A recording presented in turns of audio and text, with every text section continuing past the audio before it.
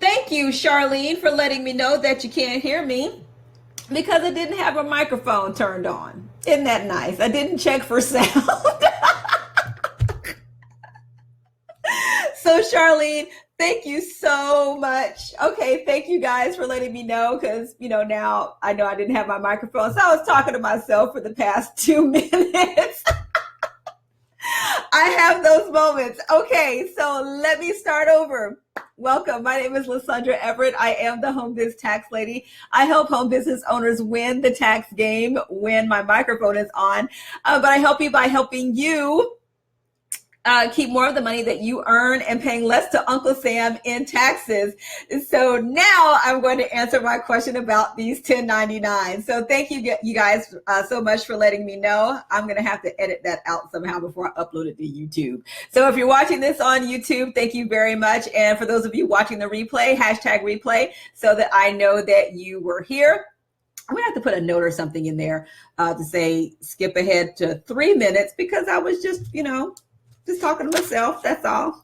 All right. So let's get down with the get down. Okay. Let's talk about these 1099s. All right.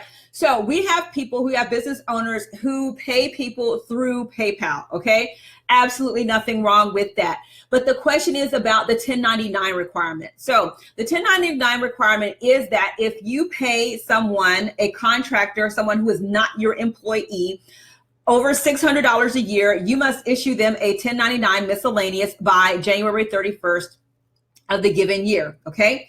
And that's actually a recent change that's actually started this year in 2017. It used to be March. So for those of you that have been issuing 1099s for a while, it used to be March. Now it has changed to January 31st. Okay, so now the question becomes about PayPal. PayPal does not keep you compliant. PayPal keeps themselves compliant, okay? So if you have paid someone through PayPal or any other payment processor, it doesn't matter, but we were just talking about PayPal in particular because this is what this person uses. So if you issue a 1090, if you pay someone over $600 through PayPal, then you have to issue them a 1099 yourself. You send a copy to that person, but you also send one to the IRS. PayPal is a third-party payment processor. So they only have to report income after 200 transactions and $20,000 in revenue, okay? So they don't have to issue you 1099s for $600 or more that you have received through them.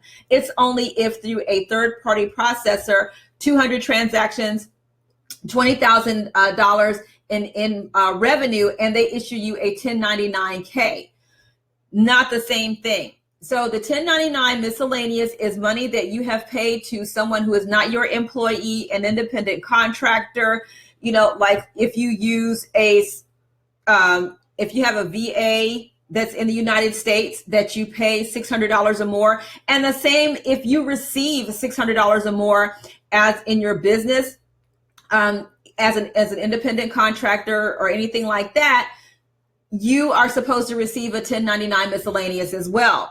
Not receiving a 1099 miscellaneous does not mean you do not have to claim the income. You still have to claim the income. If you pay somebody the $600, you are supposed to issue them a 1099 miscellaneous, and it's their responsibility to report the income. Now, when you get these 1099s, let me also say this. Whenever you receive a tax form in the mail, the one thing that you need to keep in mind is that there is a copy waiting at the IRS. So they're just waiting for you to file your taxes to match these things up, okay? So it's not like you've got this 1099 sitting in your mailbox and the IRS doesn't know about this money. That's not how this works, okay? They do know about the money. Now, the one other thing that I wanted to share are the penalties involved if you don't pay them, okay? Hey, Angelica. So, and this is the part that people don't know is like there are stiff penalties for not issuing a 1099. All right. So let's talk about small businesses because that's, generally who I deal with. Okay. So if it is not more than 30 days late, but it's late, then it's up to $50. It's $50 per return. So per person.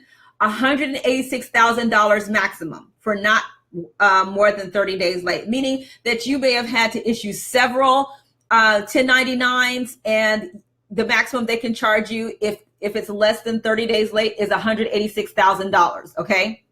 Then 31 days late to August 1st is $100 per return, or $532,000 maximum. Okay. So then after August 1st, or not at all, it's $260 per return, or $1,064,000 maximum. Now, if they determine that you just reckless and you totally disregard the rules for 1099s, it's $530 per return, and there's no limitation. Okay. So if you only have, one or two people, the penalties may not be that bad. Okay. But when you're talking about, you start racking some stuff up, those numbers can get the penalties can get stiff. Okay. When you think about that.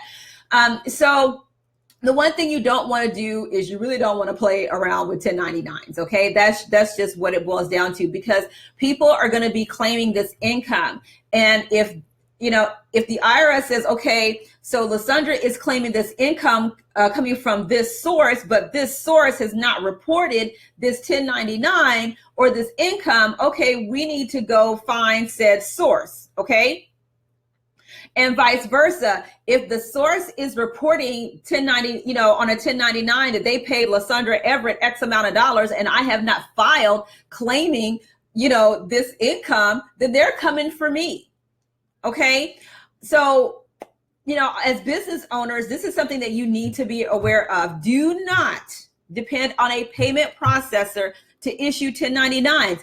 That's not their jobs. Their jobs is to keep themselves compliant. It's not to keep you as a business owner compliant. So you need to be aware of how much you're paying people. Okay. And if you're over that $600 threshold, then you need to issue a 1099 miscellaneous by January 31st of the giving year. Okay. I don't know how much more plainer I can make it. Okay. Because, here's the thing. The IRS, wait, let me laugh. Hold on. Because see, what happens is the IRS gives you enough rope to hang yourself. When it comes down to that whole intentional disregard thing, they make sure that they have enough evidence to claim that intentional disregard. And that is going to be a fat penalty. Okay. $530 per. Okay. $500 per. That's not cute. And you're talking about per return per year. Okay. Angela, okay, I'm reading Angela's question. Angela says, I had a client pay me $500 for a 90-day contract. Do I need to report to the IRS? Angelica, yes, you report all income. They don't have to issue you a 1099 because it's less than $600. Now, if you have multiple 90-day contracts with the same client and they're paying you $500 per contract, yes, you would need to report that because it's $600 throughout the year, okay, from the same source. Does your state matter? No, it doesn't matter what state you're in. You still have to report the income. It's just the $600 threshold is where you have to issue a 1099 miscellaneous that gets reported to the IRS. Okay, once for a 90-day contract, $500, they don't have to issue you a 1099, but you do have to report the income. Okay, that's most definitely.